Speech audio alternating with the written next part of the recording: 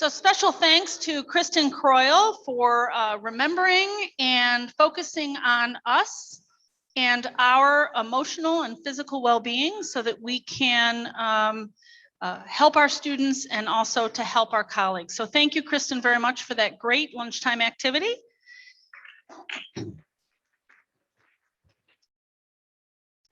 Although my table was a little lacking on the suggestion side, I did go around and I noticed that many tables had filled out the gold sheet and put some campus suggestions. If you have not done so, you can still do that over the next hour or so, but take the gold sheet and put it into the folder and we will share those out through the Google Drive. So thank you very much for taking the time to fill out those suggestions. So we're going to move now into our keynote speaker today. The central point of our session today was to gather together and to learn from each other, but also to hear from a renowned person in our field who's been doing some significant work in this area. I think he's with us today. Josh, give us a little wave that you hear us. Great. So the audio is working. So it's my distinct pleasure. It's my distinct pleasure to introduce Dr. Josh Eyler. Josh is the Director of Faculty Development and the Director of the Think Forward Quality Enhancement Plan at the University of Mississippi, where he is also Clinical Assistant Professor of Teacher Education. Josh has previously worked on teaching and learning initiatives at Columbus State University, George Mason University, and Rice University. His research interests include the biological basis of learning, evidence-based pedagogy, and disability studies, and he is the author of How Humans Learn, the Science and Stories Behind Effective College Teaching, published in 2018. Josh is a frequent speaker at colleges and universities across the country, and he often consults with centers for teaching and learning on a range of issues related to programming and research.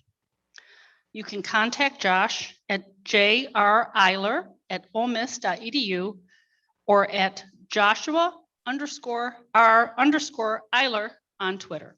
And in the program, you can see both of those listed under the biography. So please join me in welcoming Dr. Eyler to SUNY-Oswego. Well, sort of. Thank you. Thank you so much, Kathy, for that introduction. And thank you to Kristen for the invitation and to Michelle for all the logistics work. And I don't know if they're in the crowd, but John and Rebecca of the T for Teaching podcast are two of my favorite people in higher ed. And I learn a lot from them always. So it's great to be virtually with you. I wish I could have been there in person. And I'm also very aware that in a context like this, I am a giant head in a room like Big Brother or Max Headroom, for those who remember the 80s. So I tried to keep that in mind as I go through the presentation. So I'm going to share my screen and get started. And when I was first invited to speak, you know, it was towards the beginning of the semester, and I was thinking, well, maybe by the end of the spring, there'll be some light, there'll be some breathing room, there'll be some space away from the things that have kind of dominated our thinking for the last 2 years. And now, as we all have emerged from what is probably, at least as I'm seeing and observing kind of across higher ed, probably the most challenging semester of the entire pandemic, I realized that was a little bit of idealistic thinking, but also offers us a moment to think our way forward. What do we do moving into next fall, even in the summer classes? How do we reconcile all the things that we've been through for the last 2 years? How do we keep a focus on students while also not losing the focus on ourselves as faculty and staff? And so I think now that this is an important moment to be talking about recentering the mission of higher education on the people in higher education as a way to move in and beyond the pandemic. because it has been very difficult. And this semester, I think, as I mentioned, probably the most difficult, because all of the stress, all of the grief, all of the trauma of the last 2 years is cumulative.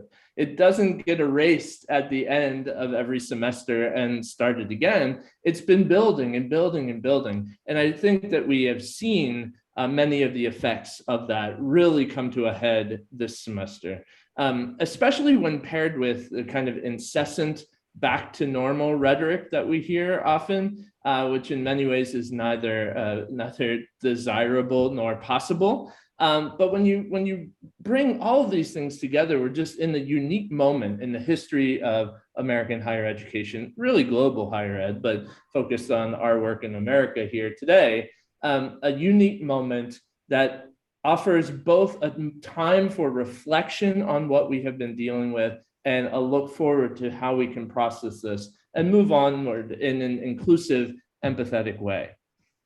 Partly what we have been seeing, and I think have really seen in full force this semester, is 2 years of accumulating grief and trauma in our students. And I've been using this quote for at least a year, but I think it still captures very much the experience of our students and ourselves, having tried to live and learn through a pandemic, that we are grieving, students, faculty, staff, all of us in our own ways, all of us personally and professionally in different ways.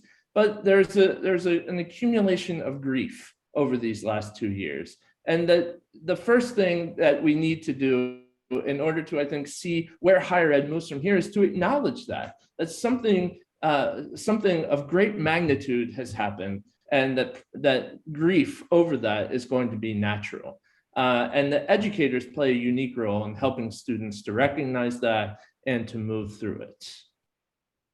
But it's not only students that have been facing this. And so this is particularly important for today. And I know there are faculty and staff in the room there today to acknowledge that in the conversation about the pandemic, I think faculty and staff have gotten glossed over in a lot of that. There's been rightly a focus on students, certainly. And there's also been kind of a bird's eye view of where do institutions go from here. But I don't think we've talked enough about faculty and staff who are going through, of course, their own trauma. This is a passage from a really great paper by Mays Ahmad, who has done some vital work during the pandemic on trauma-informed teaching. And she may even be giving a part of this event or another one very soon. But we too are experiencing these effects of the pandemic. And not only are we experiencing our own kind of personal and professional grief and trauma, but as Mays Ahmad makes clear in the orange highlighted text, where many faculty and staff are also experiencing a kind of secondary traumatic stress, that is traumatic stress caused by helping people, students, work through their own trauma, and that too is cumulative. And something I've noticed among those colleagues who work in teaching and learning initiatives, almost a kind of tertiary trauma, working with faculty and staff who themselves are working with students. And so there's no shortage of, I think, burden psychologically and emotionally from what we have experienced. And that the pandemic, of course, has added to things that were already there.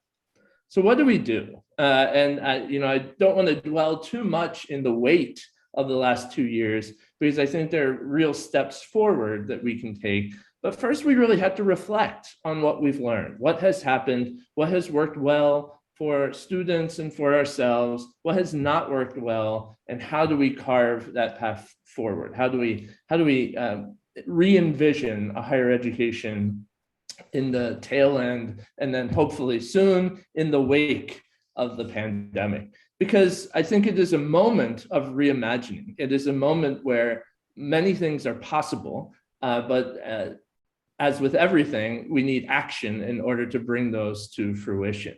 But I've also seen in the effects of the pandemic on students, this is also a moment for pause and for taking into consideration those strategies that have not worked as well.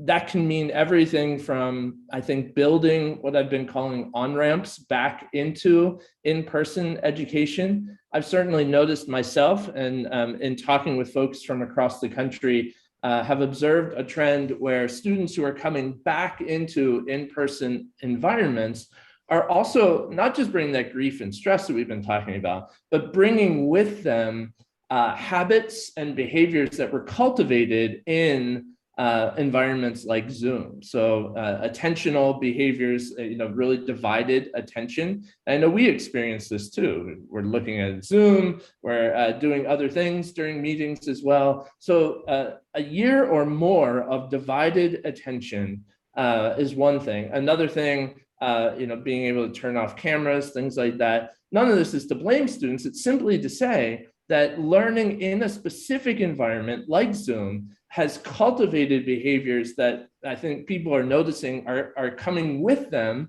back into the classroom. And we cannot, I think, ignore that is happening, nor hope that it just magically goes away. And so, at a base level, in terms of a reimagining and moving forward, we have to spend some time, I think, reintegrating folks into the work of in-person learning for those who are teaching in person, what it means to be together again, to focus attention on a class session, on a particular activity, or the moment in time that we are all together to learn, and give over some time to that work at the beginning of the semester so that we can do the work of learning again. But the classroom is a new space now. It is not the classroom that it was before. And I think that brings with it great possibilities as well. And part of that has to mean continuing to center students, faculty, and staff in our practices and our policies. One way that I think that we can do that is by turning to the science of learning, something that I have written about in the book that Kathy mentioned at the beginning, and in particular, the science of emotion as it relates to the work of learning, the work of cognition. And a lot of the research on emotion and cognition really boils down to two different areas that I think really affect our work in higher ed. The first of those is that emotion and cognition work hand in hand. The way I describe it in the book is two dance partners following the same choreography. That for a long time, people were trying to figure out which comes first, emotion or thinking. And the research now shows us that was kind of a red herring. That what we know now is that thinking and feeling work hand in hand, and that some parts of the brain are responsible for both. Some parts are working in tandem together, but they work together. And so what that means is that to the degree that we can prime positive emotions, it will enhance student learning. So that's the first thing that I think we learn from the science of emotion that really helps us now. To the degree that we can prime positive emotions, it will enhance student learning. So positive emotions are things like happiness, joy, enthusiasm, excitement, feelings of belonging, feelings of being cared for in terms of their learning in the classroom. And the more they feel that's those kinds of positive, the more they have those kinds of positive emotional experiences, it only goes to serve their learning. The other thing that I think is really important for us that we learn from this research is that as our negative emotions increase to the point where we are no longer able to regulate them, our cognitive capacities drop dramatically. So again, as our negative emotions like anxiety, like stress, like fear, like grief, as those negative emotions rise, our ability to complete cognitive tasks falls pretty dramatically. And so we have seen that is the number one thing that I think that I have seen as a roadblock to learning during the pandemic. And of course, it's completely natural and intuitive and understandable that that would happen. But many of the things that we're seeing under kind of the the rubric or the umbrella of what people call learning loss and things like that, I actually think are symptomatic of the intense emotional response and psychological response to the pandemic and what it has meant for student learning. So those are two things that I think that we can keep in mind. If we look at that first one, the positive emotions, I think that this really does offer us a pathway out of the pandemic in terms of learning. This is a moment where we can recenter on the human beings in higher education, the ones who are in our classrooms with us. And one way that we do that using the science of emotion is to really think more about a pedagogy of care. Lots of people writing about this now. It's not a new idea, but I think it is one that rises to the surface as having renewed importance during this time. So a pedagogy of care relies on, first of all, understanding a kind of philosophical difference between caring about something and caring for something. And this comes from philosophy of education. Caring about something is more surface level, while caring for something means establishing a kind of relationship according to this work. So you can care about eating sustainably, for example, but you would care for a garden and the plants in the garden and trying to nurture those plants to providing food in a sustainable way for a family, for example.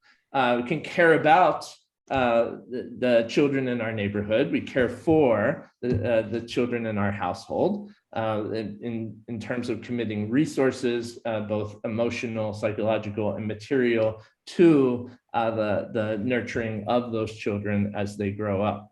So a pedagogy of care relies on a pedagogy rooted in caring for the students in our classes as learners. So this is not to say that we would break down any kinds of boundaries that you are uncomfortable with doing so in the classroom between personal and professional. What it means simply is that we build our teaching strategies from a place of honoring the students in our classroom and their learning and caring about them as learners and actually really being invested in their success in our classroom. And it sounds pretty basic, but ultimately it can be revolutionary for the students in our classrooms, and especially in the wake of the pandemic.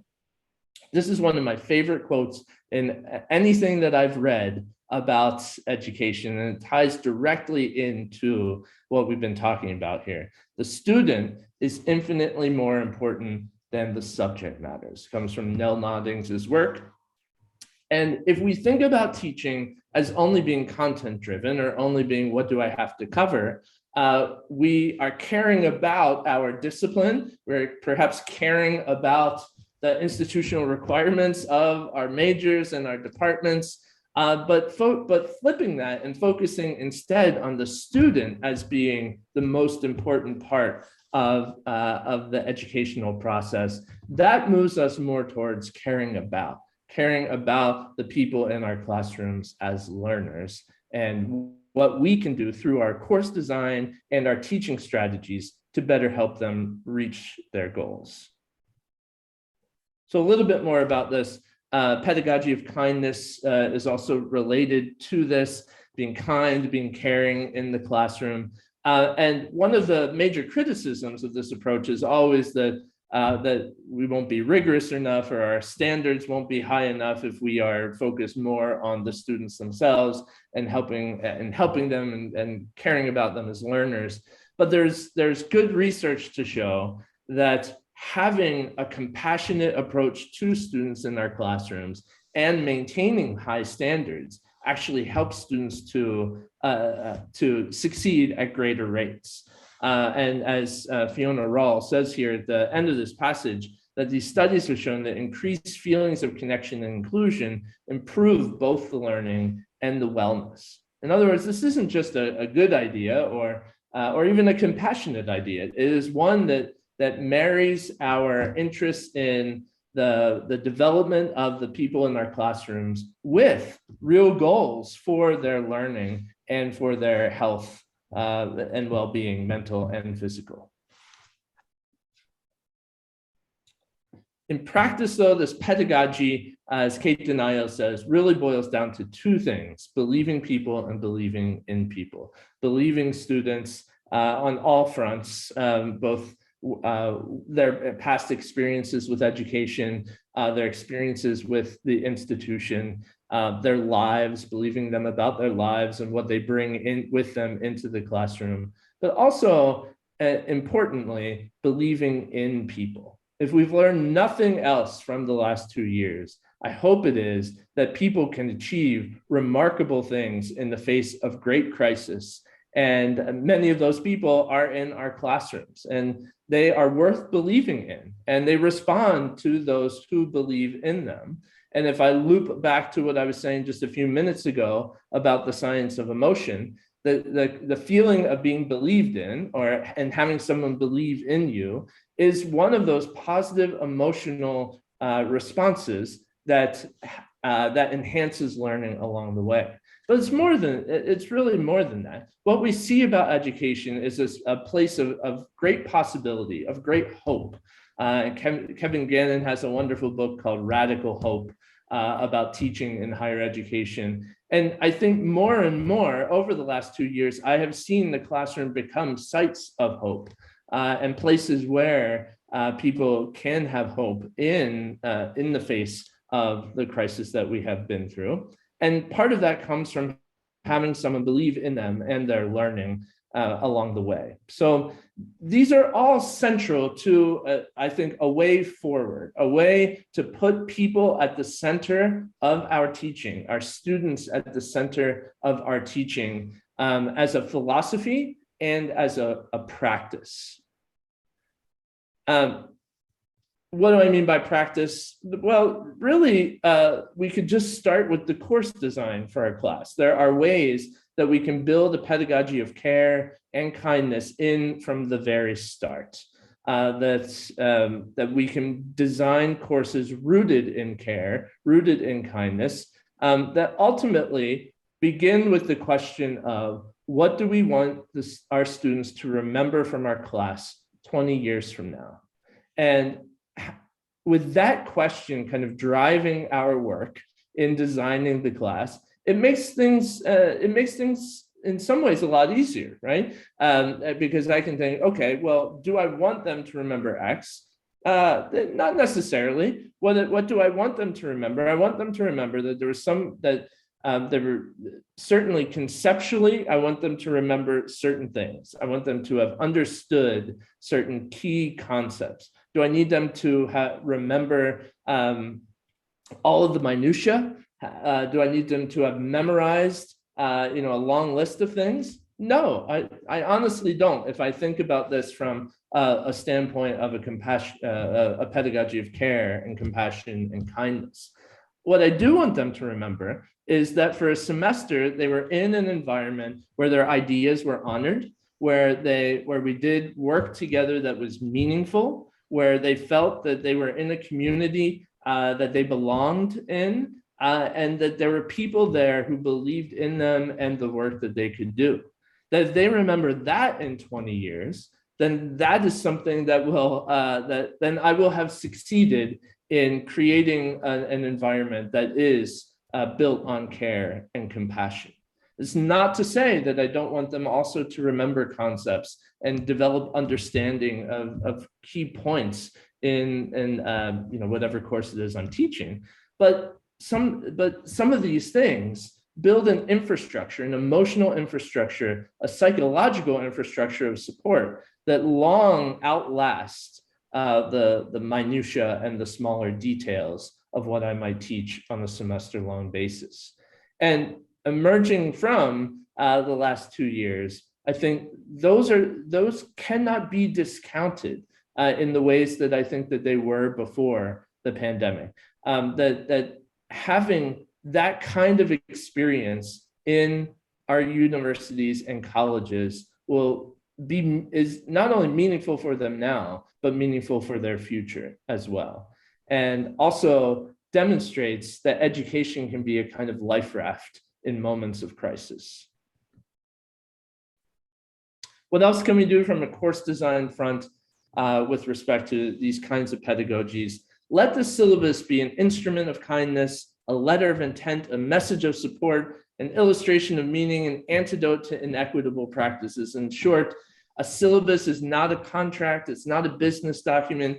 Yes, there are some things that we have to have in there, but what we can use the syllabus to do is to begin a conversation with students, to let them know our approach to our work together for a semester. Let it be an invitation. Let it be a moment where they understand that they are in a learning environment that will honor their work as individuals along the way.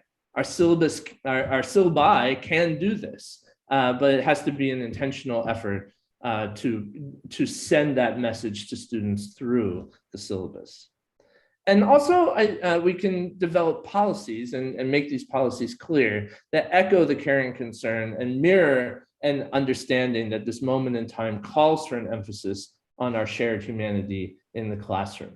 So policies, for example, like flexibility in deadlines, flexibility in attendance, there are others as well. But what I think there's a footnote here that I want to make clear, that there early in the pandemic, and I think over the last maybe 3 semesters, there has been a call for almost complete flexibility, and that this was an act of care and compassion. And I would say in the spring of 2020, that was absolutely true. Maximum flexibility was absolutely necessary. I think that what we have seen now, though, is that too much flexibility on all fronts can often inhibit some students from learning as much as they might otherwise have. And so what I have been advocating for with my own faculty here at the university and elsewhere is that as you add flexibility in one corner of your course through course design, you have to establish some support structures in other areas. So I think what we are finding is that it's more necessary to find the sweet spot of flexibility for your own course and your own students, rather than just carte blanche flexible across the board.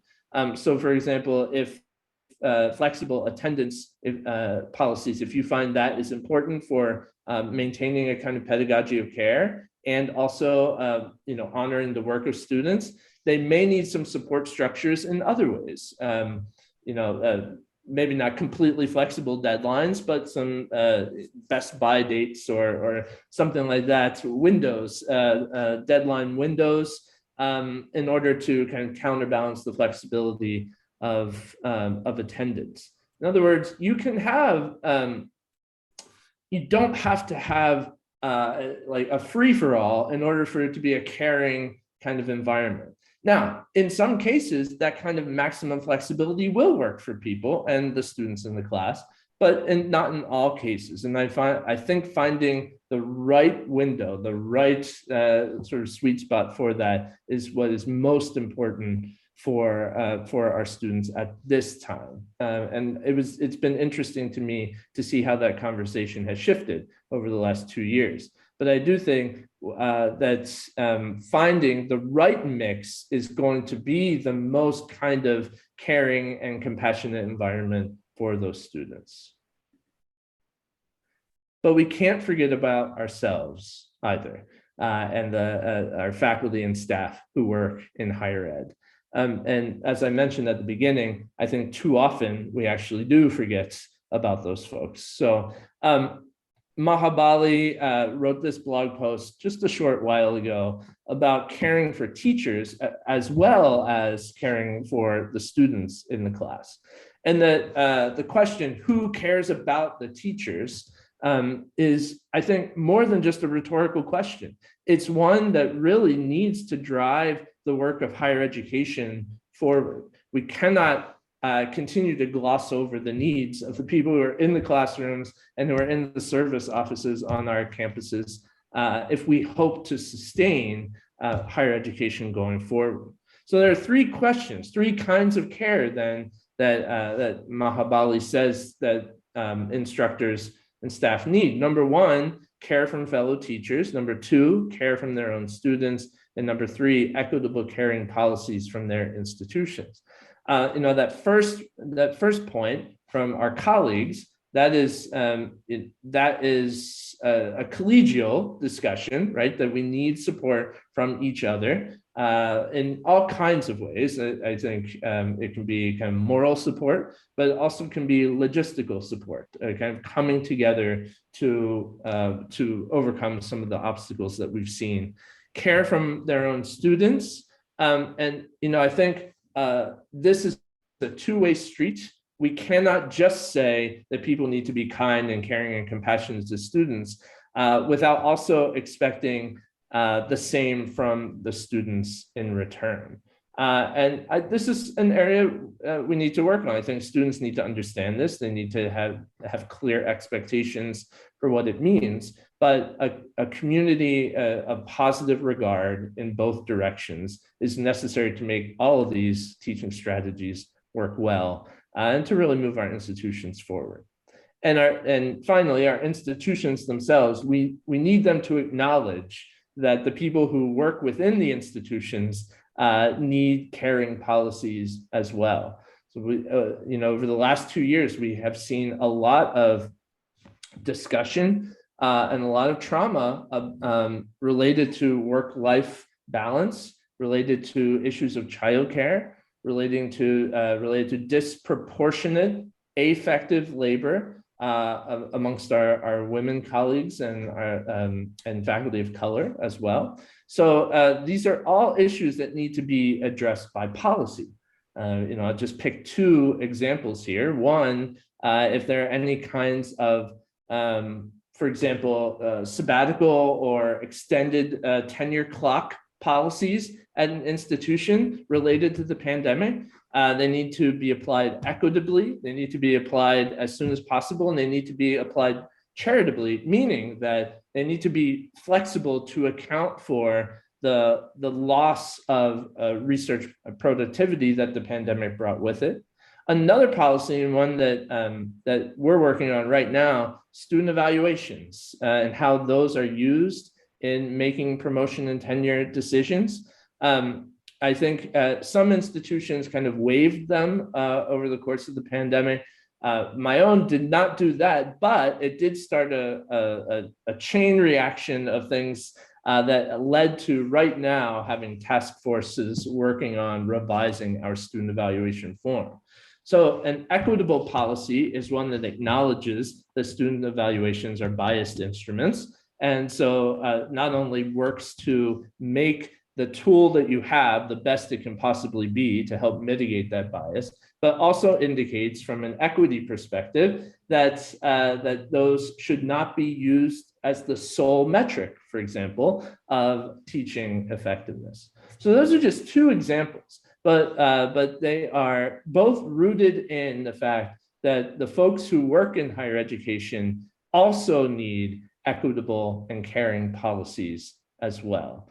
It's none of this is going to work. This hope for higher ed, the possibility of this moment for carving out a new future for higher education, that will not be possible unless we are thinking about and centering all of the people who work and learn in our institutions. So I want to take a moment for you to talk at your tables. Take about, let's see, what do we have here?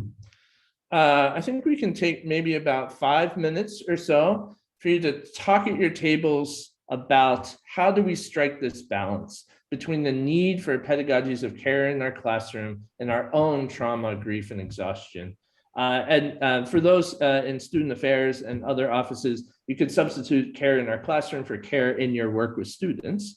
What are some ideas for ways that we can do this work effectively, but not burn out? So I'm going to give you 5 minutes to work at your tables, and then hopefully I might get a hand with a microphone for several people to report back. Okay, so 5 minutes, go to 1:11 your time. Okay, take a few seconds to wrap up. I know we could probably talk about that for another hour.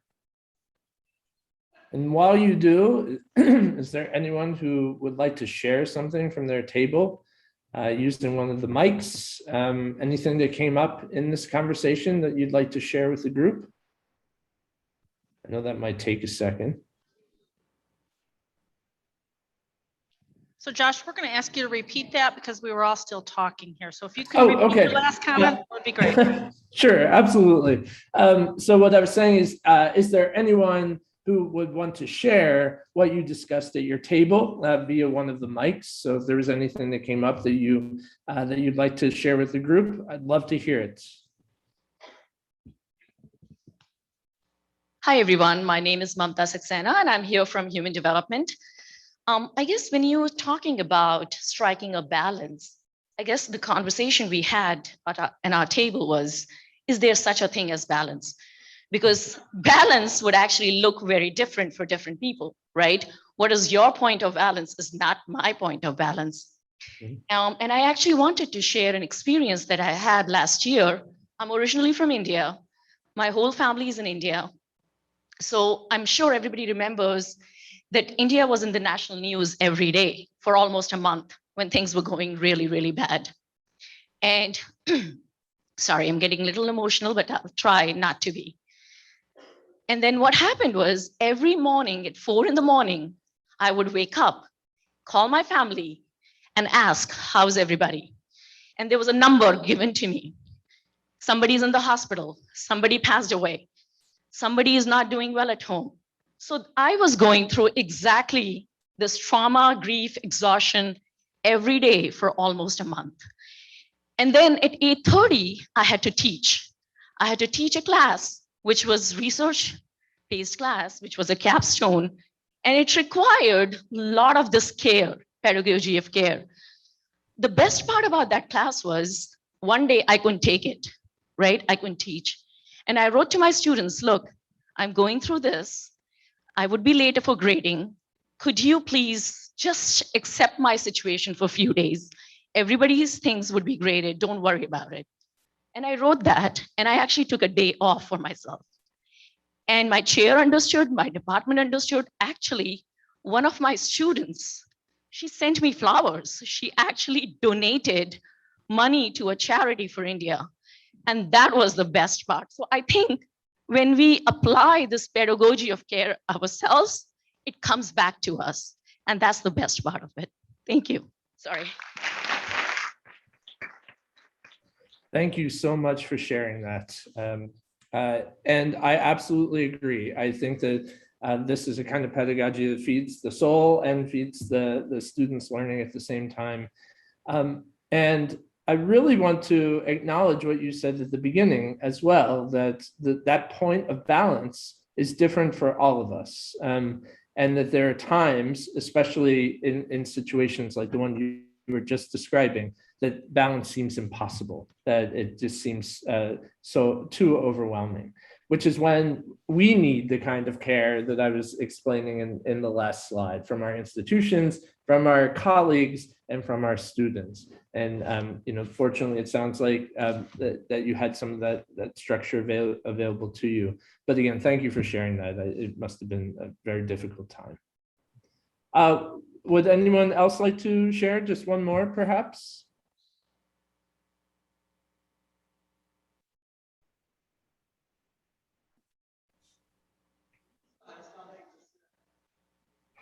I'll give it a couple seconds. I can't see hands.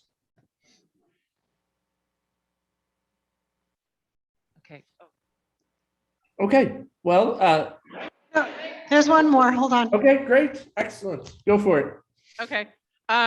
So we talked about a couple of things, but one of the issues is in the balance of course design and course guidance. So we were talking about, this idea of being flexible on due dates feeds into exhaustion because then it piles up. And at the end of the semester, all of a sudden you're sifting through. Students aren't getting good feedback about how well they're doing because these assignments have been postponed. So really, for example, the course design that designs in drops. So a lot of us, I have a 15-week semester and it's designed that essentially only the best 12 weeks of any type of assignment is graded for the final grade. So there's essentially 3 weeks. And so it's a pedagogy of care. I don't need a reason. It's also equity because it applies to everyone. not just those who work a system well enough to ask me, but it Yeah. applies to everyone. And it doesn't really involve this buildup of grading and exhaustion and then things like that. So I think some careful design is really helpful. Right. Great point. Absolutely. Yeah, but I would also note that our contingent colleagues don't have always the same power to say no that I did, right? I've missed 10 weeks of class. Can I do an incomplete? No. 26 years as a tenured full professor, I said, no, that's not a reasonable request. And that's not what an incomplete is for. And we actually have to remember that there are other faculty that don't feel that they're in the position to say no. And Great I guess point. the other thing I would note, being that person who does this. So I'm also the chair of faculty assembly, and in some senses, I'm formally an advocate for faculty. And I would say this, there is a lot of reporting and bureaucratic responsibilities that fall on faculty at any institution. And Yeah. SUNY is really at the vanguard of this. We'll just say that. We're number one. But I guess I would have hoped in a pedagogy of care that there's got to be a system of how do we extract the information we really need and that we're mandated, because we have unfunded external mandates in higher education, particularly in public higher education. And how do you extract that with minimal burden on faculty? And I don't know that that conversation has happened as well or as effectively as it could have. Okay, so a bunch of great points there. The last one, again, gets back to the institutional piece of all of this, right? That we need the information and the data to do our jobs the best that we can. And so creating institutional structures that make that easier, I think, is absolutely right on point. But the thing I really want to highlight from what you said is that we have to be careful about our own time and our own balance as well when we choose these strategies. Because if we drain ourselves in trying to be of service to students, ultimately we're not serving either group effectively, not ourselves in our personal lives or our students in our professional lives, right? To say nothing of the other things that we do in higher ed beyond teaching. But so we do need to be careful. I think the deadline issue is a really great example of this. I have seen folks fall under the avalanche exactly as you were saying. And so here again is a place to find the right mix. What's the right balance? If you need to be firmer on deadlines in order to open up possibilities in other areas, I think that's what we need to do. Some others give a kind of deadline window where if it comes at the end of the window, students get less feedback. And so there are multiple ways to address it, and it's just one example, but it is a great, I think, illustration of the need to find the right mix for you and your students, given all the other responsibilities we have. So very nice point. I know that we could talk a lot more about this, but I want to move to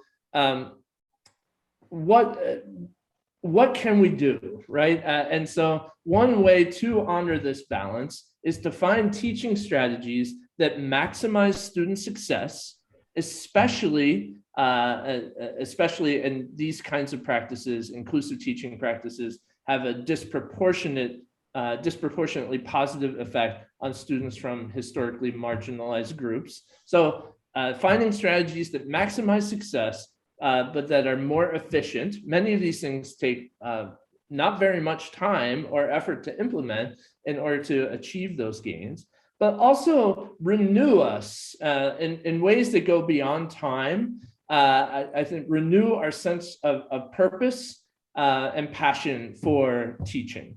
And so many inclusive teaching strategies, I think, bring us back to the reason why many of us wanted to teach or got into teaching in the first place, and that is to help students, to help them learn, to help them put the building blocks together for meaningful lives. I think many of these kinds of teaching practices, inclusive teaching practices, bring us back to that. So I'm just going to spend a few minutes at the end of my time here talking a little bit about these kinds of teaching practices and why they may be even more important right now at this moment than even than they were before, and they were very important before the pandemic too. So when we talk about inclusive teaching, we're usually talking about two overlapping definitions. One is that we want students to feel as if they belong to and are invested in a community of learners. And the second is inclusive teaching strategies are designed to mitigate the structural inequities and opportunity gaps that pervade educational systems. So I think we talk a lot about that first definition in higher ed, belongingness and classroom environment, classroom climate. I think we talk a little bit less about the second definition, how strategies can help mitigate structural inequities, but they're both equally important. They just draw on slightly different strategies. And of course, inclusive teaching is important no matter what discipline we teach. So regardless of whether we teach about concepts of diversity or equity, these are strategies that help us to make education more inclusive and equitable for our students. So with that first definition in mind, what are some ways that we can foster an inclusive learning community? Simple, welcoming strategies. Again, I'm focused on what maximizes success and is efficient for us at the same time. So simple, welcoming strategies, allowing students to record the pronunciation of their names or use their pronouns if they wish, and using their names in class. That doesn't necessarily mean memorizing their names. In fact, I just read a really good paper published a couple of years ago that regardless of whether you memorize names, the effect of belongingness is the same as long as you just use those names. So you can use table tents that they have written their names on. It's the saying and the using of their name rather than the memorizing of their name. Using social belonging interventions like wise feedback. Social belonging has been studied for decades now. More recently, it's been applied to educational contexts in the last 15 to 20 years. And there are lots and lots of these kinds of interventions that have an outsized impact and are easy to implement. In fact, they seem so easy that many of the leading researchers wrote together a paper that the title of which was "These are not magic bullets," meaning that they can seem really simple, but there's a lot of research and a lot of structure behind them. So wise feedback as just one example of these. There was a study that Jeffrey Cohen, Gregory Walton did a long time ago now that really divided students into two groups. One group got their papers back with a heading at the top that said, "The comments I have given you are designed to help you improve your work in this class," something like that. That's not verbatim. The second group got something very similar, but with a twist. It said, "The comments I've given you help you to succeed in this class. I have high standards and I have every reason to believe that you will achieve those standards." Very simple, very simple. And they followed the two students for the rest of that year and then for the next several years. And the group that got the wise feedback, the kind of the feedback that communicated high standards, but the belief in them to achieve those standards, not only did better that semester, but did better in their academic performance in succeeding years, even beyond the class. So that's why it sounds like a magic bullet, but there's a lot of research behind these strategies. So social belonging interventions can be easy to implement and can really bring us back to our goals for education as individual instructors and help many of our students. Developing classroom compacts with students, so coming together as a community and drawing up the ground rules for discussions, some of the policies for the class. This really invests students in the work, gives them agency in the work of the course. Paying attention to group composition for collaborative learning. Again, this takes no time at all, but what we never want is a single student being the sole representative of a particular demographic in a group when we are doing group work. In fact, research shows that the most tested way to ensure that groups are put together in such a way that they mitigate as much bias as possible is to do truly a randomized truly randomly putting together the group. So it's randomized rather than putting groups together with intention. Finally, carefully developing the syllabus and course materials to enhance representation. We want our students to see themselves in the material that we are teaching.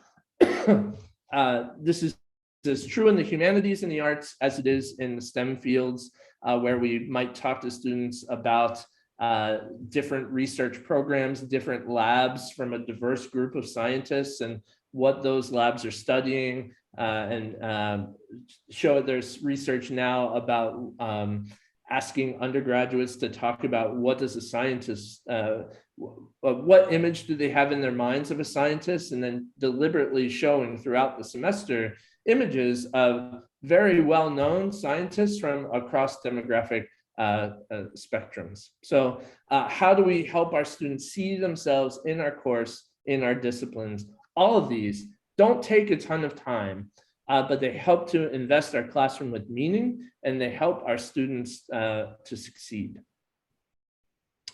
On the other side of that definition, ways to help mitigate structural inequities.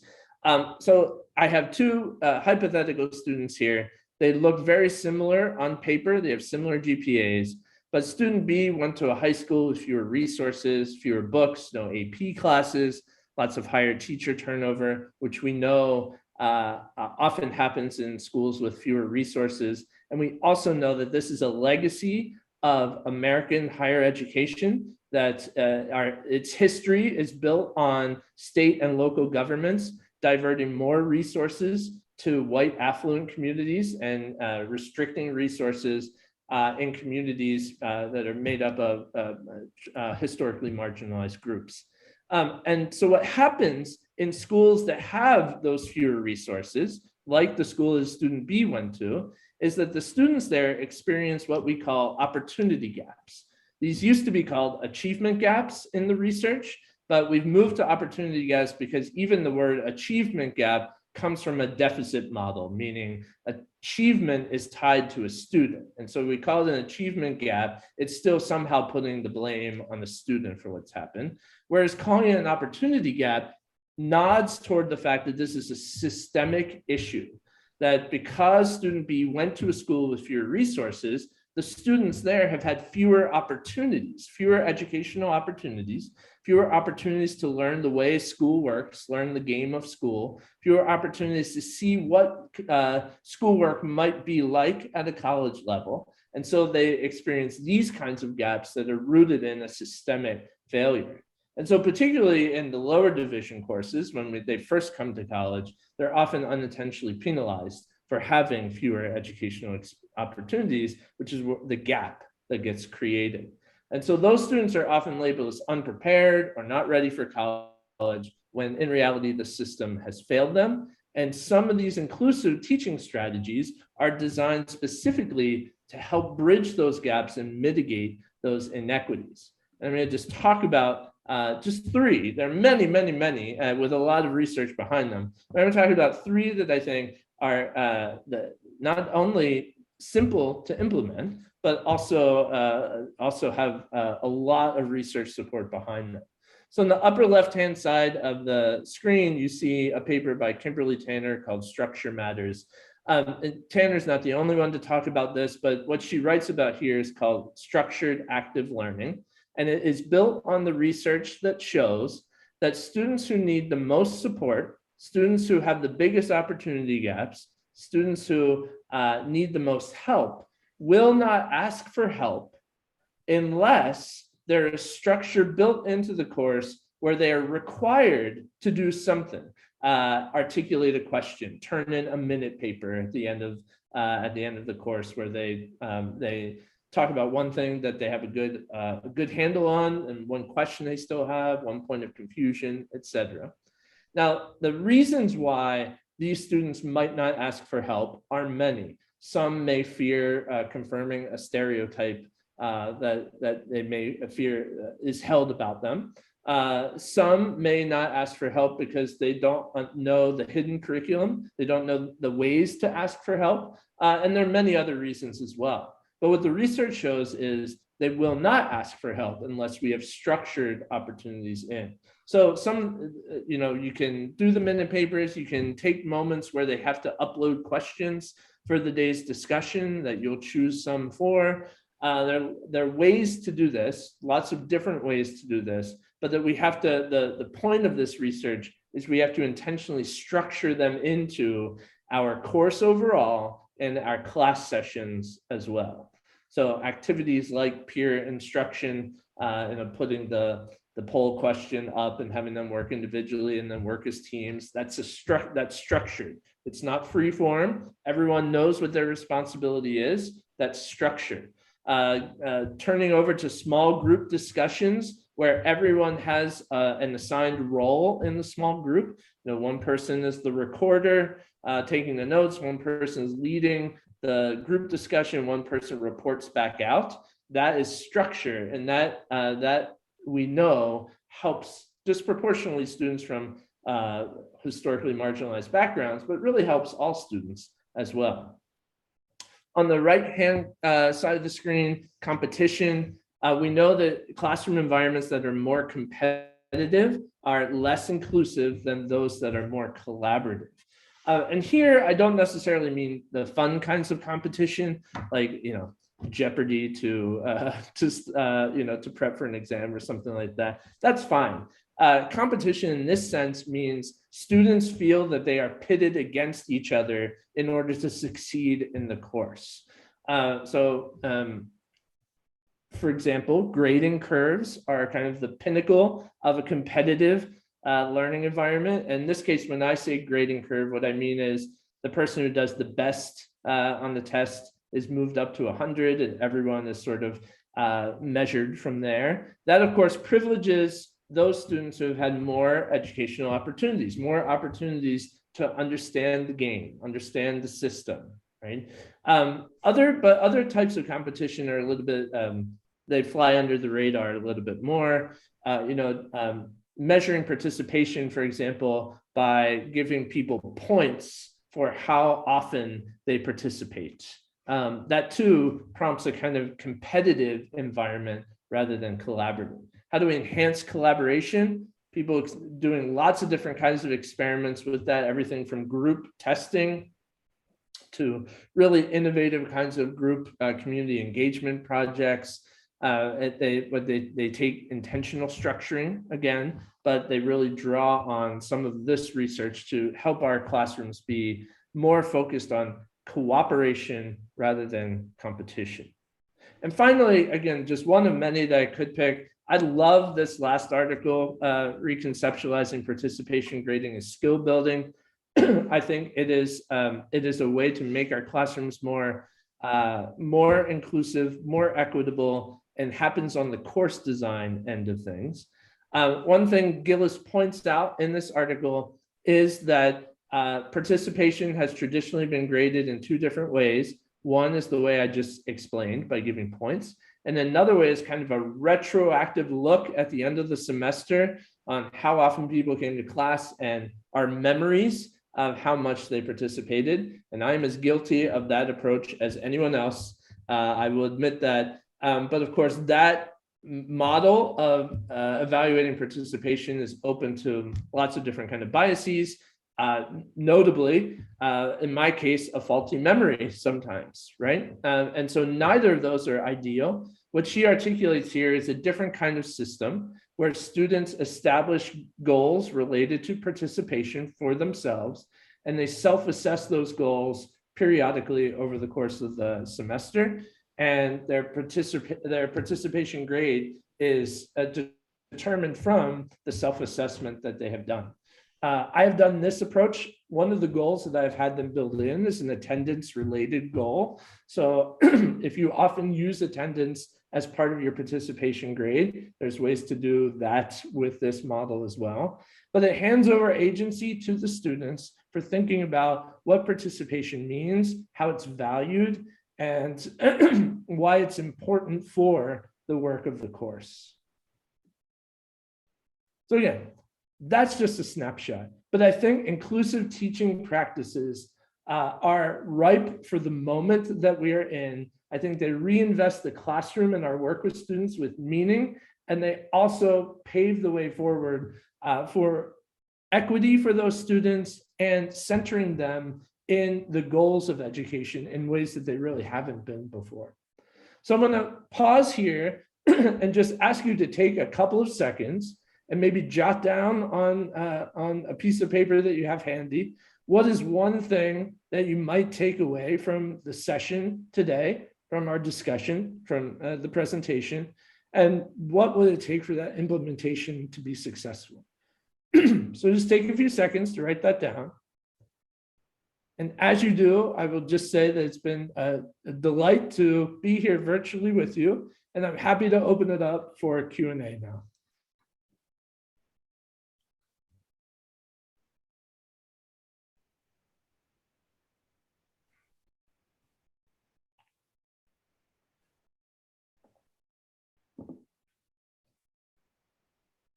Anybody have any questions?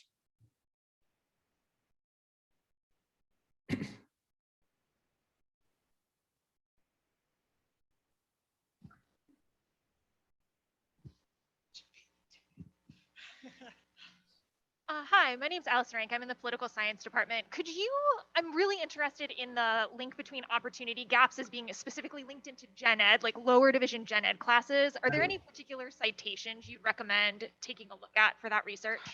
Yes, and there's a whole slew of things that I didn't have time to squeeze in today. But the biggest place that I think the most recent that I'll direct you to is an APLU white paper from 2021. This was a committee of folks from the Big Ten institutions, and they got together and they looked at all of their gen ed courses and the rate of D's, W's, F's, and incompletes in those courses. And they go through and it's hundreds of thousands of data points, and it really does reveal the differences here by demographic. So one category, for example, is first gen versus non-first gen, and looking at the different percentages of those non-productive grades just in that category alone, and it is illuminating. If you have time to look at other studies, the Gardner Institute has done a lot of work in the same general domain. They put out a paper on history courses a few years ago that was highlighted in the American Historical Association's journal, looking at something like 30,000 students in US History 1 and 2 across 32 different institutions, and the demographic breakdown of non-productive grades. And they've done a series of other papers on that as well. So that's the first place that I would look, because that's the place that we see these gaps develop initially in those gen ed courses. Other questions? Anything at all? Okay, Kathy, am I missing any hands? Nope, I don't think you are. I think Okay. sugar from lunch is probably setting in a little bit, Josh. So That's okay, no problem. And I understand that I understand the dynamics of this format as well. So I just want to say then that I really appreciate your time. Thank you for coming. Thank you for listening today. Have a great summer and good luck in the fall.